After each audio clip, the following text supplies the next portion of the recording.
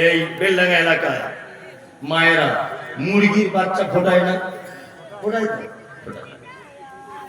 আবার মায়েরা দেখবেন চালাকি করে হাঁস আর মুরগির ডিম মিক্স করে মুরগির বাজির তলাতে দিয়ে দেয়। দেয় কি দেয় না?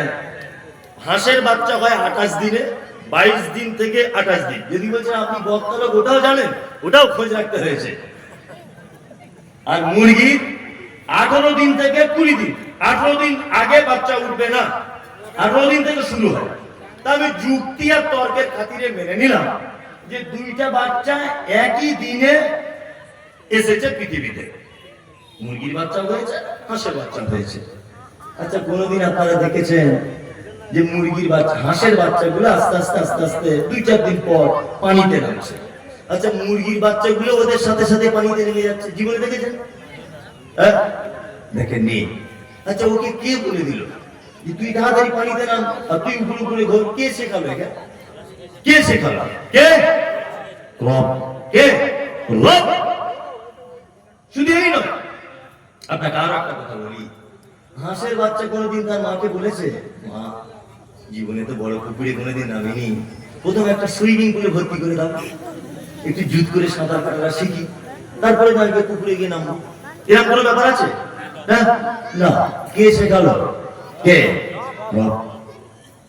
গরু বাচ্চা দিয়েছে। আচ্ছা, গরু বাচ্চা দিয়েছে।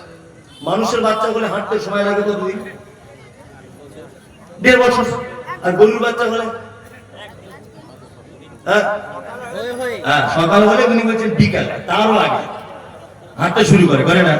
হ্যাঁ, মানুষের টাইম লাগে 1.5 বছর, আর গরুর 1.5 মিনিট কেন? ভাবার বিষয় আছে। এই দেখুন, এর নাম রব। আল্লাহ জানে মানুষ খলাকাল ইনসানা ফি আহসানি তাকওয়িম, তোকে খুব আদর করে বানিয়েছে। তোকে যদি তাড়াতাড়ি করে পা যদি ফিটিং করে দেওয়া হয়, তাহলে নানির কোলে চাপতে পাবি না, দাদুর কোলে চাপতে পাবি না, নানির কোলে উঠতে পারবি না, ফুফুর কোলে চাপতে পারবি না। তোকে আমি এত ভালোবাসি, শুধু 1 থেকে 1.5 বছর কোলে করে তোকে ঘুরিয়েছি। আচ্ছা বলুন তো, কোনো বাচ্চা হাঁটতে শিখে গেলে আর কেউ কোলে নিতে চায় সহজে? যতদিন হাঁটতে না পারে সবাই কোলে করে নেয়, নাকি না? গরু আল্লাহ জানে তোর নানি নেই, তোর দাদি নেই, তোর কেউ নেই। হ্যাঁ, রাত 2টোর সময় গোয়াল ঘরে এমনিতেই বাচ্চা হয়েছে, এমনিতে হয় কি হয় না? হয়। হ্যাঁ, গাভী তার বাচ্চাকে বলে, দেখ আমার এত কপাল খারাপ, আমি যে মালিকের অধীনে থাকি সে দেখ 2তলাতে ঘুমাচ্ছে, তুই হয়েছিস তোর গায়ে লালা ভর্তি, কি করবো? নিজে জিভ দিয়ে চাটছে, চেটে বাছুরটাকে পরিষ্কার করে দিল।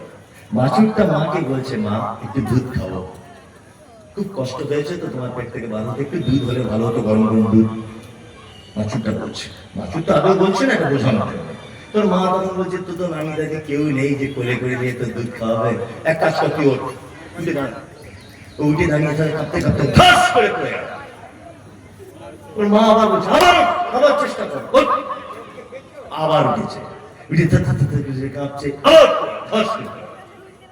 আবার উঠে দাঁড়িয়েছে, উঠে দাঁড়িয়ে কাঁপতে কাঁপতে বলছে, মা দুধ কোন দিকে? পিছনের দিকে, পিছনের দিকে গিয়ে দেখ বাঁট ঝুলছে, বাঁটে মুখ লাগা, ওটা দুধ পাবি। একবার দুবার টানছে, দুধ আসছে না। মা কি করবো, দুধ আসছে না, ভালো। মা তখন নিজের ভাষাতে বলছে, আর আমি জীবনের আগে কোনোদিন মা হইনি, আজ প্রথম মা হয়েছি। তুই দুধ টানছিস কিন্তু দুধের রাস্তা ক্লিয়ার নয়, ওই জন্য এক কাজ কর, 2-4 বার করে টানলে এইরকম করে দুটো মারবি আমার মাঠে।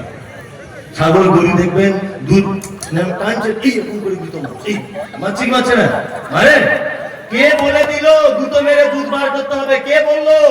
কে? রব। আপনি দাঁত বার করে হেসে দিলেন, এটা কত ওয়েটফুল কথা, এটা আপনি ধারণা করতে পারছেন? যে কে শেখালো ওকে যে তোকে এইভাবে গুঁতো মারতে হবে, তবে তোর মায়ের দুধটা ক্লিয়ার হয়ে বার হবে? কে বলে দিল? রব। যার যেখানে যেভাবে যেটা প্রয়োজন, বিনা চাওয়াতে, চাওয়ার কোন প্রসঙ্গ আসবে না, এমনিতেই দিয়ে দিবেন। কে? রব। আপনাদের গ্রামের একটা ছেলে, এই চুপ করো, আপনাদের গ্রামের একটা ছেলে, একটা মেয়ে তার নাকটা নেপালিদের মতো এরকম, ঠিক এরকম। আচ্ছা বলুন তো, কোন একটা ভালো ছেলেকে যদি বলা হয় যে নেপালিদের মতো নাক এইরকম চ্যাপটা, এই মেয়েটাকে বিয়ে করবে না, সহজে কেউ রাজি হবে? হবে? হবে না। এবার বলছি, আপনাদের গ্রামে একটা ছেলে দক্ষিণ আফ্রিকার মানে ইথিওপিয়া যে দেশটা, এই ইথিওপিয়া দেশের লোক, যেমন ঠোঁটগুলো মাটির দিকে ঝোলা, এই বড় বড় ঠোঁট। নাইজেরিয়ানদের দেখেনি, পাখির বাসার মতো মাথায় চুল, কালো কুচকুচ কুচকুচ কুচকুচ কুচকুচ করছে, সেই রকম লম্বা। আপনার মেয়ে বা আমার মেয়েকে যদি বলা হয় মা সাবিনা, এই দেখ তোর জন্য ছেলে দেখেছি, জীবনে পছন্দ করবে? হ্যাঁ, করবে না। এর নাম রব। আল্লাহ জানে, যাকে নেপালে বানিয়েছি সবার নাক এইরকম ভূতা, বিয়ে করতে সমস্যা নেই। যাকে নাইজেরিয়ানে বানিয়েছি সবার মাথার চুল পাখির বাসার মতো। দক্ষিণ আফ্রিকায় যাকে বানিয়েছি সবার মাথার চুলগুলো এইরকম আর ঠোঁটগুলো মাটির দিকে ঝোলা, বিয়ে শাদী করতে সাংসারিক জীবনে কোনো অসুবিধা নেই। তোমাকে বানিয়েছি পশ্চিম বাংলার ভাট্টা শহরে, বেলডাঙ্গার মাটিতে, এইখানে আর 5 জনের নাক যেমন, আর 5 জনের চুল যেমন, তোমারও ঠিক তেমন সামঞ্জস্যতাপূর্ণ দিয়ে তোমাকে আমি সৃষ্টি করেছি।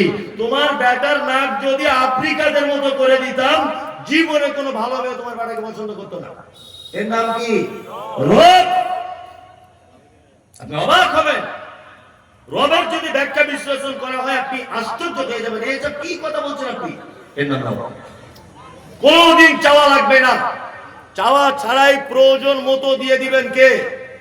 আল্লাহ। আমরা অনেক সময় কটা পর্যন্ত হবে? 12টা ছেড়ে দিব নাকি?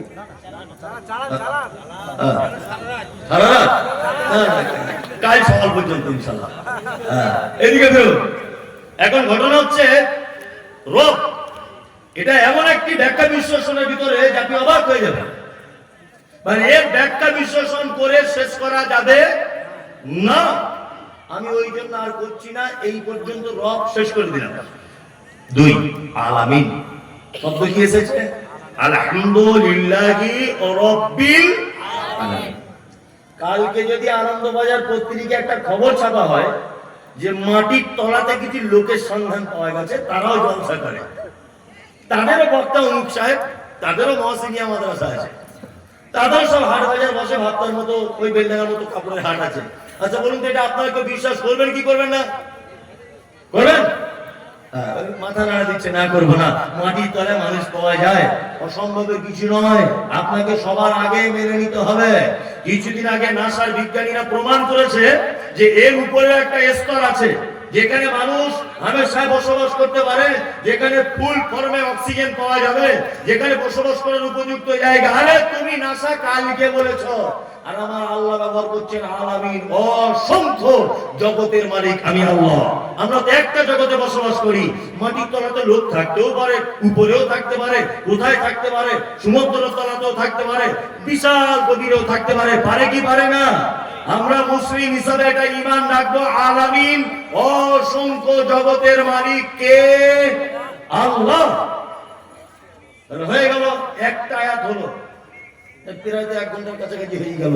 7টা আয়াত, অনেক সময় লেগে যাবে। আমি আর 2টা একটা আয়াত বলি। এক, তারপরে বলি আর রহমানির রহিম, তাই না? রহমান মানে কি?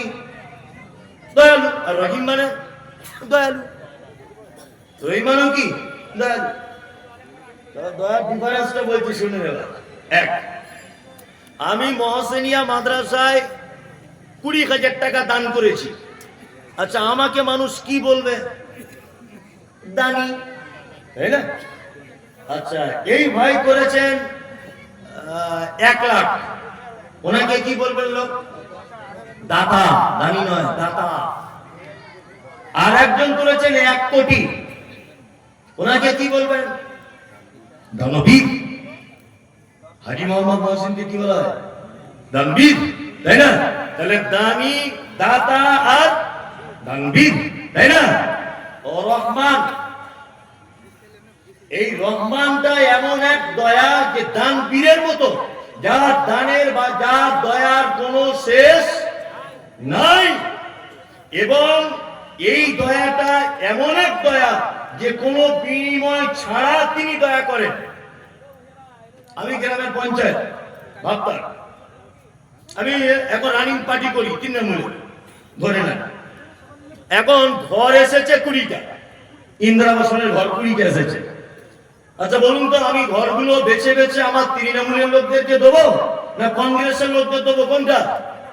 হ্যাঁ, কারণ আমি জানি ও আমার দলে খেটেছে, আমাকে ভোট দিয়েছে, ঘর ওকে দিতে হবে। ও আমার পার্টির বিরোধিতা করেছে, ওকে দেবো?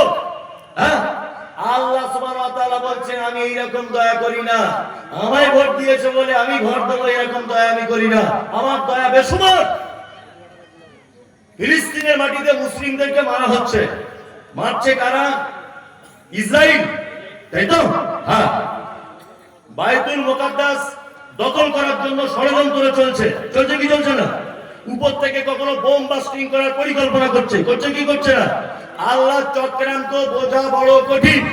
আজকে ইরান এত কঠিন পদক্ষেপ নিয়েছে যে ইসরায়েল একেবারে ঠুটস্থ হয়ে গেছে, গুটিয়ে বসে আছে। আল্লাহর পক্ষ থেকে ইসরায়েল এত সাজা পাচ্ছে এখন ইরানের কাছ থেকে। দোয়া করুন যাতে আল্লাহ অচিরে ওদেরকে ধ্বংস করে দেয়, অচিরে ধ্বংস করে দেয় ওদের। এবারে যে কথা আপনাদেরকে বলছি, ফিলিস্তিনে যখন মুসলিমদের মসজিদ ভেঙে দেওয়া হচ্ছে, বাচ্চা ছেলেদের বোম দিয়ে মেরে দেওয়া হচ্ছে, গুলি করে গর্ভবতী মাকে হত্যা করা হচ্ছে, বলুন ভাবতা, বেলডাঙ্গা, মুর্শিদাবাদ, বীরভূম, বর্ধমান, 24 পরগনা, এক কথায় সারা পৃথিবীতে মুসলিমরা ওই আপনার ফিলিস্তিনের মুসলিমদের জন্য দোয়া করছে কি করছে না? করছে। আমি আজ থেকে 15 দিন আগে মক্কায় ছিলাম, 15-20 দিন আগে মক্কায় ছিলাম। তার আগের বারে যখন ছিলাম ওই আগস্ট মাসটা মক্কায় ছিলাম। আবার এবারেও মক্কা থেকে এসেছি আমি 10-12 দিন হচ্ছে। তা কাবাতে এখন প্রত্যেক ওয়াক্ত না হলেও সারাদিনের কোনো না কোনো একটা ওয়াক্তে এখন অন্তত পক্ষে গুনুকে নাজেলা চলছে, আর ফিলিস্তিনিদের নাম ধরে ধরে দোয়া করা হচ্ছে, আর ইসরায়েলেরও নাম করে করে দোয়া করা হচ্ছে। তাহলে সারা পৃথিবীতে আমরা দোয়া করছি যে আল্লাহ ফিলিস্তিনিদের মুসলিমদেরকে তুমি বাঁচাও আর ইসরায়েলকে তুমি ধ্বংস করে দাও। আমরা দোয়া করছি কি করছি না? মুসলমানদের এত দোয়া করার কেন দরকার? অক্সিজেনের মালিক কে? আল্লাহ। রুজির মালিক কে? আল্লাহ।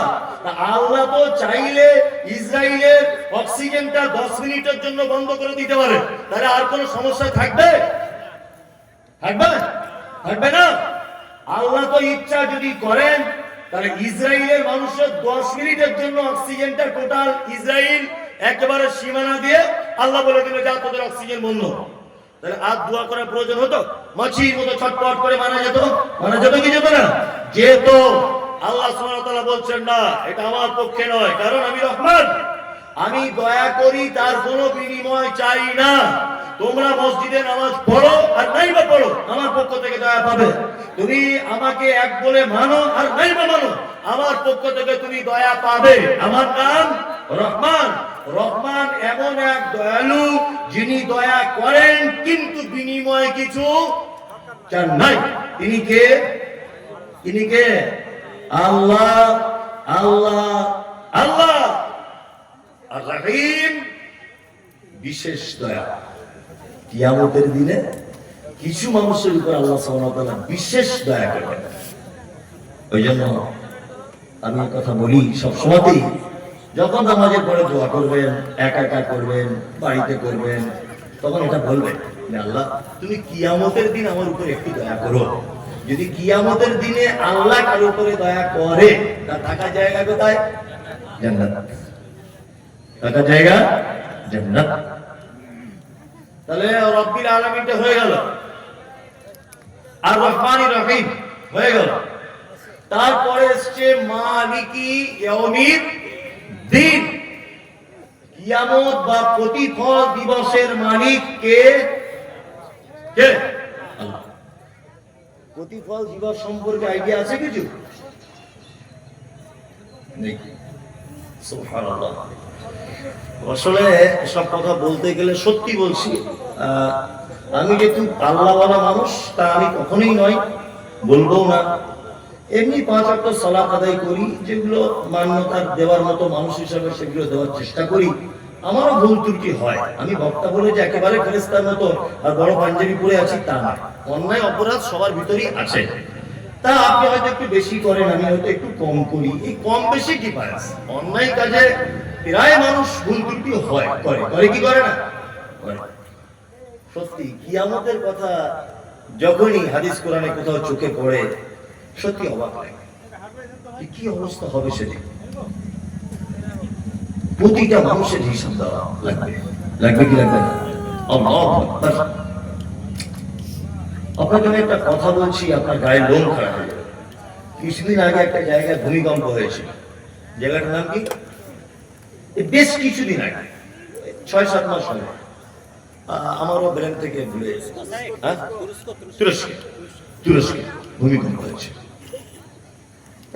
আমি একটু পেপার পড়ি, ছাত্র জীবন থেকে পেপার খুব ভক্ত। তা পেপার পড়ি, আনন্দবাজার পত্রিকা লিখছে যে তুরস্কে যে ভূমিকম্পটা হয়েছে, মাটির থেকে 8,000 ফুট নিচে মূল ভূমিকম্পটা হয়েছে। তার ফলে উপরের বিল্ডিং গুলো করে কাঁপতে কাঁপতে সব পড়ে গেল। অজস্র মানুষ মারা গেছে, অজস্র মানুষ। 8,000 ফুট নিচে মূল ভূমিকম্প হয়েছে। তার ফলশ্রুতিতে অসংখ্য বিল্ডিং বালাখানা মানুষ বিপদগ্রস্ত হয়েছে। হয়েছে কাহিনী হয়েছে। পৃথিবীর ভূমিকম্প কেমন হয়? এইভাবে কাঁপে। বিজ্ঞানীদের ভাষায় এটা, বিজ্ঞানীদের ভাষা, এর স্তরের নিচে একটা প্লেট আছে, প্লেটটা সরে যায় ক্যাক করে আওয়াজ, তারপরে ভূমিকম্প শুরু হয়ে যায়। বিজ্ঞানীদের ভাষা কি বলা হইলে না, আমি যুক্তি তর্কের খাতিরে মেনে নিলাম এটা অরিজিনাল। বিজ্ঞানীদের ভাষাটা কি অরিজিনাল ধরে নিলাম। এইভাবে আর কিয়ামতের দিনের ভূমিকম্প কেমন হয় জানেন? আল্লাহ বলছেন ইজা জুলজিলাতিল আরজু জিলজালাহা ওয়া আখরাজাতিল আরজু আসফালাহা। কিয়ামতের দিবসের ভূমিকম্প বড় কঠিন। ওয়া আখরাজাতিল আরজু আসফালাহা, মাটির তলায় থাকা বস্তু ভারী জিনিসগুলোকে উপরে তুলে দেওয়া হবে। ঢালাই মেশিনে মাল মশলা মাখা দেখেছেন? বালি দিল, সিমেন্ট দিল, পাথর দিল, উপরের মাল নিচে, নিচের মাল উপরে। কিয়ামতের দিনে একদম ঢালাই মেশিনের মতো কিয়ামত শুরু হয়ে যাবে। চিকিৎসা বিজ্ঞানীরা বলছেন যে পৃথিবীতে নারী আর পুরুষের ভিতরে সব থেকে বেশি ক্ষমতাশীল, ধৈর্যশীল তার নাম নারী। পুরুষ বেশি ক্ষমতা রাখে না নারী?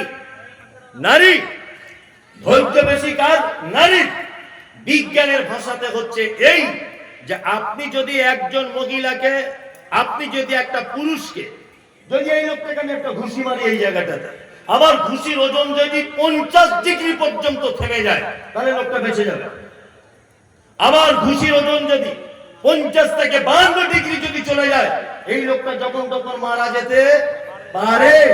বিজ্ঞানীদের ভাষা, একটা ঘুষির ওজন যদি 56 ডিগ্রি পর্যন্ত যদি পৌঁছে যায়, একজন মহিলার গায়ে যদি আঘাত করা হয় আর সে আঘাত যদি 56 ডিগ্রি পর্যন্ত যদি পৌঁছে যায়, অনায়াসে একজন মহিলা জীবিত থাকবে, তার কোনো রকমের অসুবিধা হবে না, কোনো অসুবিধা হবে না। তার মানে একটা পুরুষ ক্ষমতা সহ্য করতে পারে 50 ডিগ্রি পর্যন্ত, কিন্তু একটা নারী ক্ষমতা সহ্য করতে পারে কত ডিগ্রি? 56 ডিগ্রি। চিকিৎসা বিজ্ঞানীদের মন্তব্য হচ্ছে এই যে একটা মহিলার নরমালে বাচ্চা জন্ম দিতে গিয়ে যে কষ্ট হয়, এই কষ্ট যদি কোনো পুরুষ মানুষের হতো তাহলে শতকরায় 83% পুরুষ মানুষ মৃত্যুবরণ করত। শতকরায় 83% মানুষ মৃত্যুবরণ করতো পুরুষ মানুষ। কিন্তু মহিলা বলেই নরমালে বাচ্চা জন্ম দেওয়ার পরে বেঁচে থাকা সম্ভব। আল্লাহ তাকে ওইভাবেই বানিয়েছে। এইবার কোরআনের ভাষা দেখুন কিয়ামতের মাঠ কেমন। আল্লাহু আকবার। আল্লাহ তাআলা বলছেন ইয়াউমা তারাউনাহা তাযহালু কুল্লু মুরজিআতিন আম্মা আরজাআত ওয়া তাদাউ কুল্লু যাতি হামলিন হামলাহা ওয়া তারান নাসা সুকারা ওয়া মা কুম বিসুকারা ওয়ালাকিন আযাবাল্লাহি শাদীদ। কিয়ামতের মাঠে একজন মা, গর্ভবতী মা, তার পেটে বাচ্চা থাকবে, বাচ্চা নিচের দিক দিয়ে পড়ে যাবে, মা বুঝতে পারবে না যে বাচ্চা কি হলো। পৃথিবীর সব থেকে বেশি ভালোবাসে মা তার সন্তানকে। কিয়ামতের মাঠে একজন সন্তান তার মায়ের আঁচল ধরে বলবে, মা একটু দুধ পান করাও। পিপাসায় কলিজা ফেটে যে একটু দুধ দাও, মা সেদিন তার বাচ্চাকে দুধ পান করাতে ভুলে যাবে।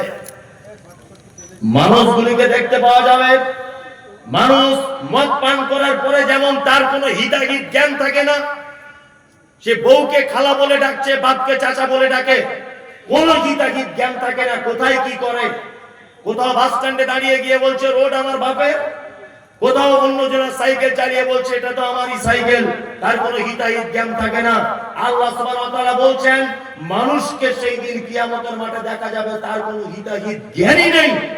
ওমা হুম বিসুকারা, আল্লাহ বলছে অথচ তারা কেউ মদ পান করেনি। ওয়ালাকিন্না আযাবাল্লাহি শাদীদ, আমার কঠিন আযাবের ভয়ে কিয়ামতের মাঠে মানুষ মাতালের ন্যায় অভিনয় করবে, মাতালের ন্যায় হয়ে যাবে, মাতালের ন্যায় মানুষ দিশেহারা হয়ে যাবে, হিতাহিত কোনো জ্ঞান থাকবে না। এর নাম কিয়ামতের মাঠ। প্রতিটা নবী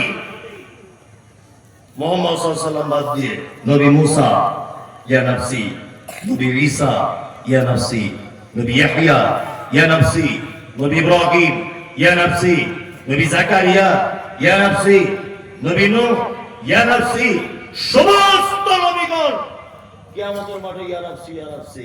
একজন নবী বাদ দিয়ে, তিনি কে? মুহাম্মদ সাল্লাল্লাহু আলাইহি ওয়াসাল্লাম। ইয়া উম্মতি ইয়া উম্মতি ইয়া উম্মতি, আল্লাহ আমার উম্মতের কি হবে, আল্লাহ আমার উম্মতের কি হবে, আমার উম্মতের কি হবে। বিচার এই দিবসের মালিক কে? কে? আল্লাহ। আল্লাহ মালিকই তবে। এই ইয়াউমুদ্দিনের অনেক ব্যাখ্যা করা হয়েছে বিভিন্ন তাফসীরে, ওগুলো বলতে গেলে সময় পাওয়া যাবে না। তারপরে ইয়াকা না'বুদু ওয়া ইয়াকা নাস্তাঈন, আল্লাহ আমরা তোমারই ইবাদত করি, তোমারই কাছে সাহায্য চাই। আমরা আল্লাহরই ইবাদত করি তো করি, আল্লাহরই কাছে সাহায্য চাই তো চাই, কখনোই নয়। আপনি যদি আল্লাহর কাছেই সাহায্য চাইবেন, তা কাপড়ের দোকানের পাশে দেখি তাবিজ ল্যামিনেশন করে টাঙানো আছে। আপনাদের এলাকায় হয়তো নেই, আছে? দেখবেন ব্যবসায়িকদের দোকানে কোন এক জায়গাতে তাবিজ ল্যামিনেশন করে টাঙানো আছে, আছে না? সাহায্য কার কাছ থেকে আসে? আল্লাহ। খাইরিহি ওয়া শাররিহি মিনাল্লাহ, ভালো মন্দ কার পক্ষ থেকে? আল্লাহ। অথচ আমরা আল্লাহকে বাদ দিয়ে অন্য কোনো না কোনো একটা পক্ষের পথ অবলম্বন করছি। আর কিছু মানুষের যুক্তিরও শেষ নেই, তর্কেরও শেষ নেই। আর আমার তো নামই রেখেছে জন্মেরও ঠিক নেই। তো বক্তারা ওই বড় বড় পাগড়ি বেঁধে, বাইসার পাগড়ি আর সেইরকম 3 তলা টুপি পরে, ও মুমতাজুল ইসলাম বেরাদার রাহুল ছাড়া ও কোনো বক্তব্যই খুঁজে পায় না। আর শুধুই বলছে দুজনেরই জন্মের দোষ, বারবার একই কথা। কেন জন্মের দোষ? না আমরা বলেছি সাহায্য চাইতে হবে কার কাছে?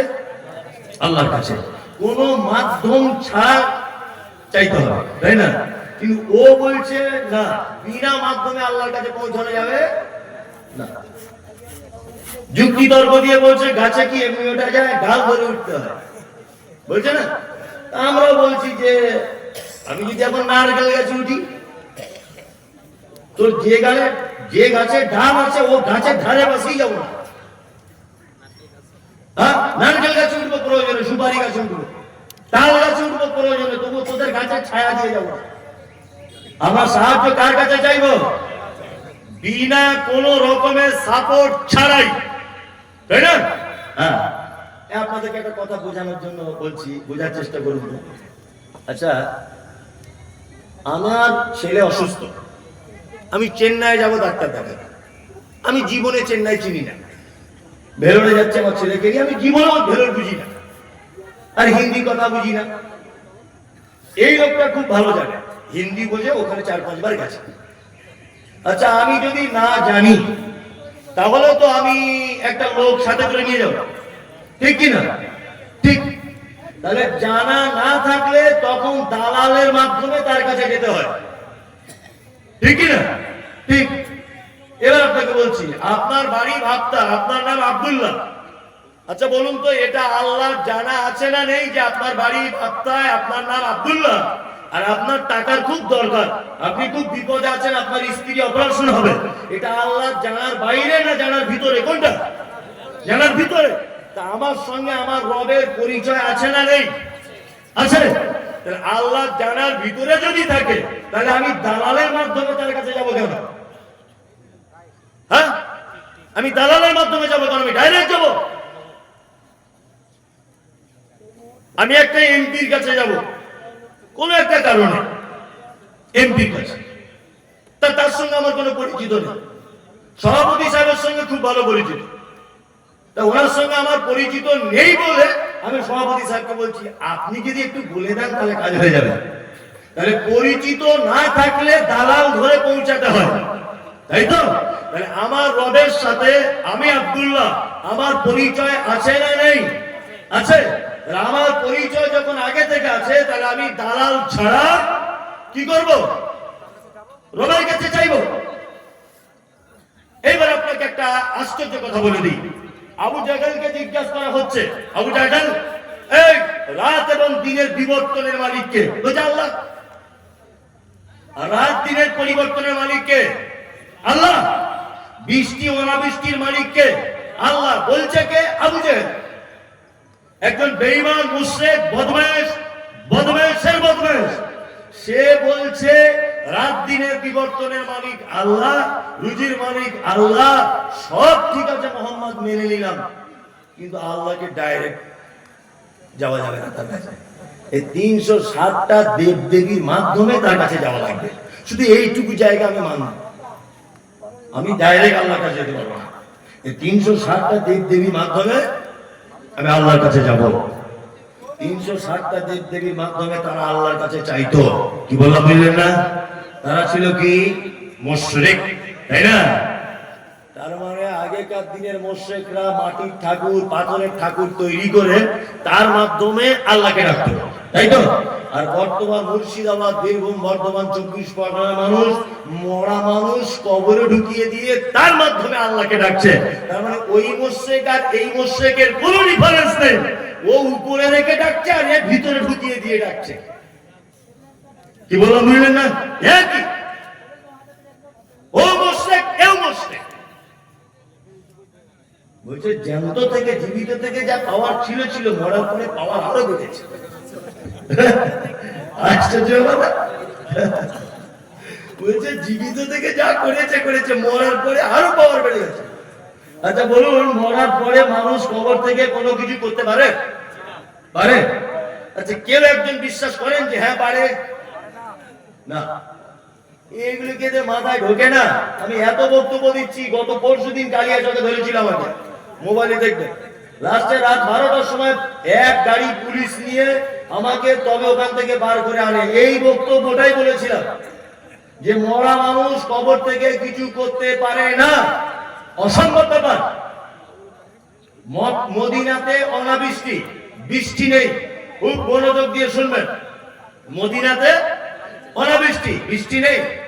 লোকজন এসে হযরত ওমরকে বলছেন যে আপনি তো এখন আমিরুল মুমিনিন, তা আপনি যদি একটু দোয়া করেন তাহলে মনে হয় আকাশ থেকে পানি বর্ষণ হতে পারে। হযরত ওমর বলছেন রাদিয়াল্লাহু তাআলা আনহু, তিনি বলছেন যে আগে অনাবৃষ্টি হলে আল্লাহ রাসূল দোয়া করতেন আর আসমান থেকে পানি হতো। এখন তো নবীজি নেই, এখন বেঁচে আছেন কে? না নবীর চাচা হযরত আব্বাস রাদিয়াল্লাহু তাআলা আনহু। তোমরা বরং হযরত আব্বাসের কাছে যাও, গিয়ে পানির জন্য বলো। লোকজন সবাই মিলে হযরত আব্বাসের কাছে গেলেন, দুয়ার জন্য বললেন, আর বললেন হে নবীর চাচা, আগে নবীজি দোয়া করলে আসমান থেকে বৃষ্টি হতো, এখন আপনি নবীর চাচা হিসেবে আল্লাহর দরবারে বলুন যদি আসমান থেকে একটু বৃষ্টি হয়। হযরত আব্বাস রাদিয়াল্লাহু তাআলা আনহু তিনি দোয়া করলেন, আসমান থেকে ঝরঝর করে বৃষ্টি ঝরতে থাকলো। এইবারে এখানে একটা প্রশ্ন আপনার কাছে আমার, হযরত ওমরের কাছে যখন মানুষ গেছে দুয়ার আবেদন করতে, তাহলে পৃথিবীর সব থেকে দামি মানুষ মুহাম্মদ সাল্লাল্লাহু আলাইহি ওয়াসাল্লাম, মানুষ মারা যাবার পরে যদি তার কিছু ভালো মন্দ করার ক্ষমতা থাকতো, তাহলে হযরত ওমর মদিনাতে মসজিদে নববীর পাশে আয়েশার হুজরাতে আল্লাহর নবী শুয়ে আছেন, ওমর এই কথা বলতে পারতেন, তোমরা সবাই নবীর কবরে গিয়ে বলো, তাহলে আসমান থেকে বৃষ্টি হবে। এটা বলতে পারতেন কি পারতেন না? পারতেন। কিন্তু হযরত ওমর পাঠিয়েছেন কোথায়? জীবিত মানুষ কার কাছে? হযরত আব্বাসের কাছে। তার মানে পৃথিবীর সবথেকে দামি মানুষ মুহাম্মদ সাল্লাল্লাহু আলাইহি ওয়াসাল্লাম, এই মহান ব্যক্তি যদি মারা যাবার পরে কবর থেকে আর কোনো ভালো মন্দ কিছু করতে না পারে, তোমার হুজুরের কত টেম্পার যে মরার পরে নৌকায় করে জান্নাত নিয়ে চলে যাবে, তোমার পাছার চামড়া তুলে দিতে হবে। বিয়াদব কোথাকারে। সারা পৃথিবীর সবথেকে দামি মানুষ মুহাম্মদ সাল্লাল্লাহু আলাইহি ওয়াসাল্লাম, এত দামি মানুষ কিয়ামত পর্যন্ত আসবে না। এই মানুষ যদি মরার পরে সেই মানুষের বা সেই নবীর কবরে যদি ভালো মন্দ যদি চাওয়া না যায়, তোমার পীর সাহেব কত দামি লোক যে তার কবরে চাইতে হবে। আর একটা কথা বলে যাচ্ছি, শুনে রেখে দেন। সারা পশ্চিম বাংলাতে যত মাজার আছে, এই মাজারের 80% 90% মাজারে মাল করি কিছু নেই, পুরো ভুয়ো, এমনিতেই করে রেখে দিয়েছে। কি বললাম বুঝলেন?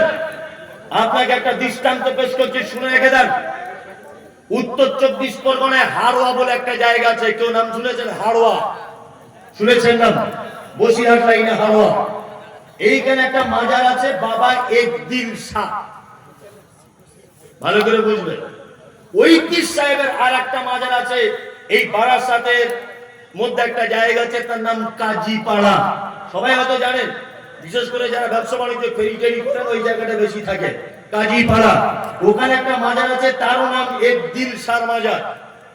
আপনি এই রোড দিয়ে, এই NH-30 পড়ে আপনি কলকাতা যাবেন, কলকাতা যাওয়ার আগে বারাসাত পার করে, বারাসাত কলোনি মোড়, ডাক বাংলার মোড়টা পার করে ডান দিকে তাকাবেন।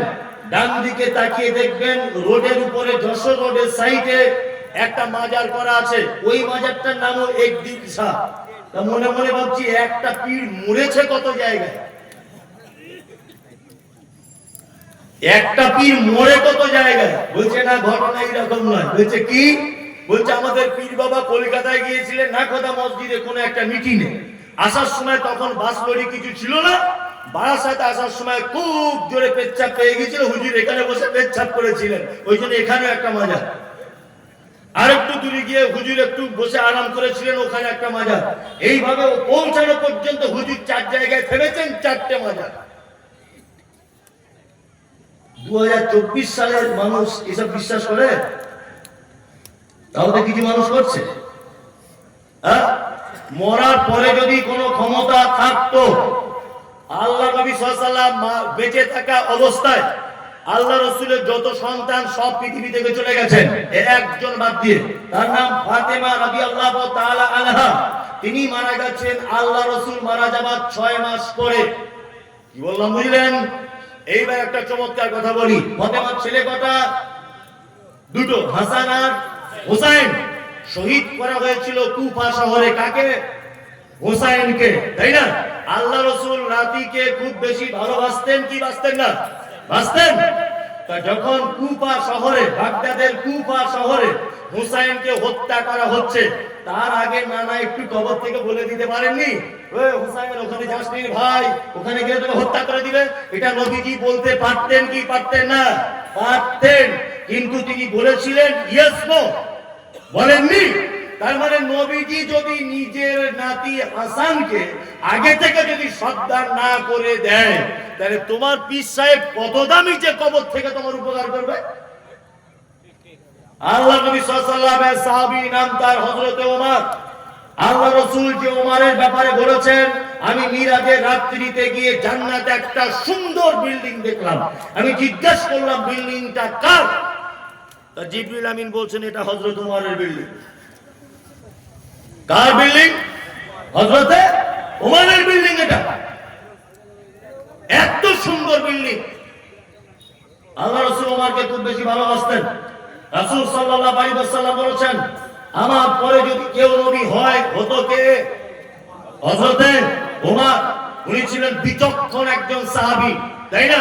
হযরত ওমরের রায়ের ব্যাপারে আয়াত পর্যন্ত অবতীর্ণ হয়েছে মুনাফিকদের জানাজা সালাত সংক্রান্ত সূরা তাওবাতে। কি বললাম বুঝলেন? হযরত ওমর সব থেকে আল্লাহ রাসূলকে বেশি ভালোবাসতেন, তাই না? হযরত ওমরকে মারা হয়েছিল কোন অবস্থায় জানা আছে? নামাজ সালাতরত অবস্থায় পিছন দিক দিয়ে তার পেটে ছুরি ঢুকিয়ে দেওয়া হয়েছিল। তা আল্লাহ রাসূল একবার খবর থেকে বললেন, ওমর তোমাকে আমি খুব ভালোবাসি, আমি তোমার জন্য জান্নাতে একটা ঘর দেখে এসেছি ওমর, তুমি নামাজ পড়তে যেও না, এখনই তোমার পেটে ছুরি ঢুকিয়ে দেবে। এটা আল্লাহ রাসূল বলতে পারতেন না? পারতেন, কিন্তু তিনি বলেননি। তার মানে পৃথিবী থেকে মানুষ মারা যাওয়ার পরে তার আর ভালো মন্দ কোনো কিছু করার কোনো ক্ষমতা থাকে না। তার মানে সারা পৃথিবীতে যারা দাবি তুলছে যে মৃত মানুষের কাছে চাওয়া যাবে, তাদের মাধ্যমে চাওয়া যাবে, এই মুনতাজুল ইসলাম বলছি এরা পচা মূর্খ, পচা মূর্খ। এদের মাথাতে টাটকা গোবর ভরা আছে, এর গরুর গোবর, কিছু বুঝে না। আল্লাহ রাসূল বাঁচাতে পারছেন না ওমরকে, নিজের নাতি হুসাইনকে। কি আশ্চর্য ব্যাপার! বলছি অমুক জনের ওসিলা দিয়ে দোয়া করতে হবে। হ্যাঁ, ওসিলা দিয়ে দোয়া করুন। আপনি আপনার ভালো কাজের ওসিলা দিয়ে কি করতে পারেন? দোয়া করতে পারেন। ওই যে তিনজন লোক পাহাড়ের ভিতরে আটকে গেছে, গুহার ভিতরে উপরে একটা পাথর এসে ঢেকে দিয়েছে, শুনেছেন না? হ্যাঁ, বনী ইসরাইলের ঘটনা। হ্যাঁ, তারা কি করে উদ্ধার হলো? একজন আরেকজনকে বলছে, ভাই যদি জীবনে কোনো ভালো কাজ করে থাকো তাহলে একবার আল্লাহকে স্মরণ করো, আল্লাহ নিশ্চয় ভালো করে দেবে। একজন বলছেন যে আল্লাহ আমার চাচাতো বোন অপরূপ সুন্দরী আমাকে জেনার জন্য আহ্বান করেছে, আমি সেই কাজে এগিয়ে গিয়েও আমি বলেছি না আমি করতে পারবো না, আমি আল্লাহকে ভয় করি। পাথর একটা পাট ফাঁক হয়ে সরে গেল। তার মানে আপনি যদি কখনো বিপদে পড়েন, আপনার নিজের কিছু ভালো আমলের কথা আপনি আল্লাহর কাছে পেশ করতে পারেন। আপনি বিপদে পড়েছেন, আপনি এরকম ভাবে বলুন, আল্লাহ মহসিনিয়া মাদ্রাসায় মুনতাজুল প্রধান বক্তা হিসেবে এসেছিল, সেদিন আমি 10,000 টাকা দান করেছিলাম, এটা শুধু তোমার জন্য করেছিলাম। তুমি যদি আমার এই বিপদ থেকে বাঁচাও তাহলে এই দানের বিনিময়ে তুমি আজকে আমার উপর একটু দয়া করো। এইটা আপনি বলতে পারেন, কোনো সমস্যা নেই। কিন্তু আপনি যদি বলেন অমুক জায়গার হুজুরের ওসিলা দিয়ে আল্লাহ ক্ষমা করে দাও, ক্ষমা তো হবে না, মরার পরে চামড়া তুলে দিবে। কি বলা বললেন না? একদম নয়, খুব সাবধানে থাকবেন।